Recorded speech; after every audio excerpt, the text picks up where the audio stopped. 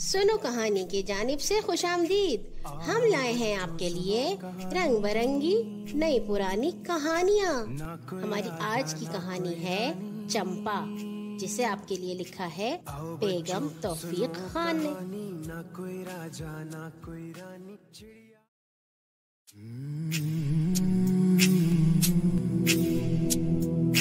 आओ बच्चों सुनो कहानी, ना कोई राजा ना कोई रानी। आओ बच्चों सुनो कहानी, ना कोई राजा ना कोई रानी। चिड़िया इसमें, तोते इसमें, हिरन ज़राफ़े, हाथी इसमें, चंदा मामू झिलमिल तारे, फूल और कांटे पत्ते सारे, पेड़ है इसमें पानी। आओ बच्चों सुनो कहानी।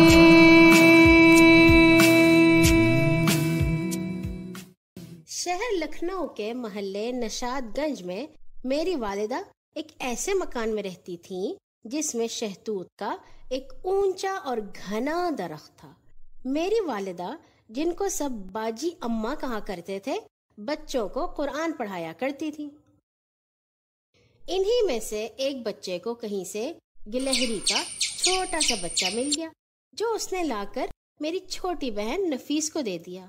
बच्चा बहुत ही छोटा और कमजोर था। नफीस ने जूते के एक खाली डब्बे में रुई बिछाकर उसके लिए बिस्तर तैयार किया और रुई की बत्ती से उसको दूध पिलाया।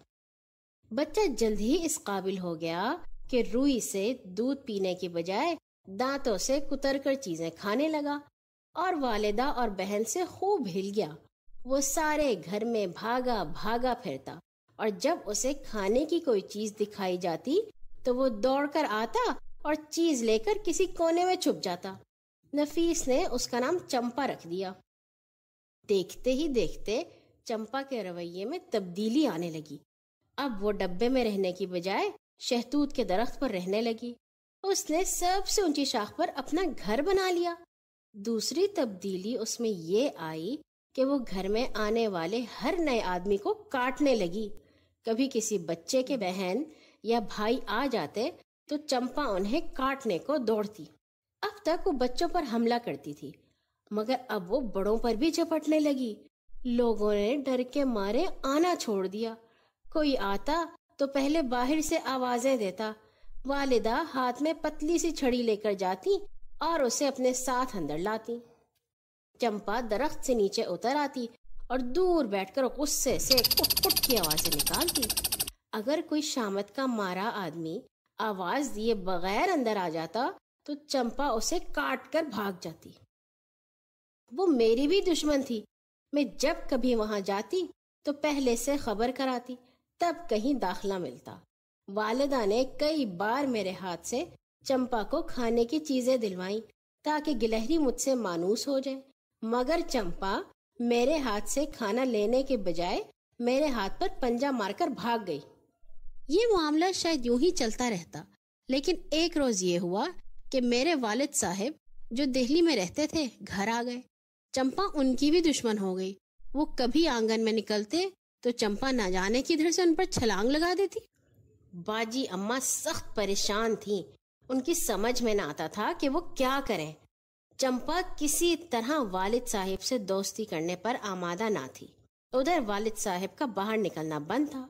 वो जब भी आंगन में वुजू करते, गिलहरी चिल्ला चिल्ला कर आफत मचा देती। वालिद साहिब ने कई बार उसको स्लीपर खींचकर मारी, लेकिन वो हर बार बचकर निकल गई और वापस दरख्त पर चढ़कर शोर मचाने लगी।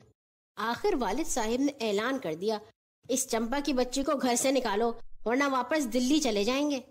वालिदा बेचारी ने तंग आकर चंपा को कहीं दूर भिजवाने का फैसला किया। उन्होंने जूं ही आवाज दी, चंपा खुशी खुशी उनके पास आ गई। वालिदा ने उसको पकड़ा और एक थैले में बंद कर दिया। फिर उन्होंने थैले का मुंह अच्छी तरह बांधा और थैला एक लड़के को देकर उससे कहा कि जाकर गिलहरी को दूर वाले बाग में छोड़ आए। लड़के ने जब चंपा को थैली से बाहर निकाला تو پہلے تو وہ حیرت سے ادھر ادھر دیکھتی رہی اور پھر ایک درخت پر چڑھ گئی۔ لڑکا جب واپس آنے لگا تو چمپا نے کچھ دور تک اس کا پیچھا بھی کیا، لیکن جب ایک کتے نے اس پر حملہ کرنا چاہا تو چمپا دوڑ کر جھاڑیوں میں چھپ گئی۔ والدہ کئی روز تک اداس رہیں۔ بچے برابر خبریں لاتے رہے کہ وہ جب بھی جا کر چمپا کو آواز دیتے ہیں وہ آ جاتی ہے۔ باجی اماں اکثر بچوں کے ساتھ اسے کھانے پینے کی چیزیں بھیج دیتی۔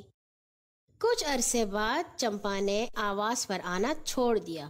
وہ درخت پر رہنے والی دوسری گلہریوں سے گھل مل گئی تھی۔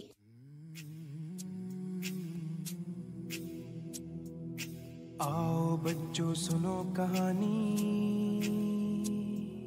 ना कोई राजा ना कोई रानी। आओ बच्चों सुनो कहानी, ना कोई